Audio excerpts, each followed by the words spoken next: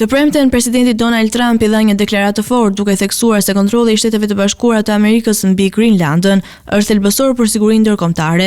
Në një takim në zyrën ovale të Shtëpisë së Bardhë, Trump ul krah për krah me sekretarin e përgjithshëm të NATO-s, Mark Rutte, dhe shfaqi nevojën për të marrë nën kontroll ishujin strategjik në Arktik. E di Mark, ne kemi nevojë për këtë për sigurinë ndërkombëtare dhe vetëm kaq, ne kemi shumë aktorë që lundrojnë nëpër ujëra përreth dhe duhet të jemi të kujdesshëm, deklaroi ai.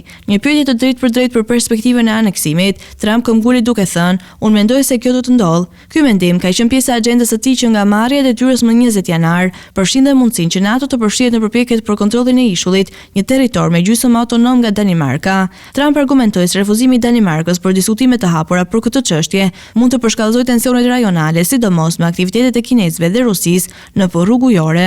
Mark Rutte u përgjigj duke theksuar se çështja e së ardhmes së Greenlandës duhet lënë tek aktorët ndërkombëtar dhe Senato nuk do të tërhiqet në debat. Ai nënvizoi rëndësinë e bashkëpunimit midis vendeve veriore për të adresuar sfidat e sigurisë në rajon. Kjo deklaratë erdhi në një moment ku deklaratat e Trumpit kanë shkaktuar shqetësime të theksuara mes partnerëve ndërkombëtar. Reagimet lokale nuk vonuan. Kryeministri i Greenlandës, Mut Edge, në një postim në Facebook, tha presidenti i Shteteve të Bashkuara të Amerikës ka shprehur edhe një herë mendimin për të na aneksuar, mjaft është mjaft. Gjithashtu, kryeu i Partisë pro-biznesit, Jens Frederik Nielsen, hodhi poshtë deklaratat e Trumpit dhe theksoi se situata kërkon një unitet të fortë ndërkombëtar për të mbrojtur interesat e Greenlandës. Sondazhet e opinionit publik tregojnë se shumica e banorëve të ishullit janë kundër bashkimit me SBA-n, ndërkohë që një pjesë e madhe mbështet eventualisht pavarësinë nga Danimarka.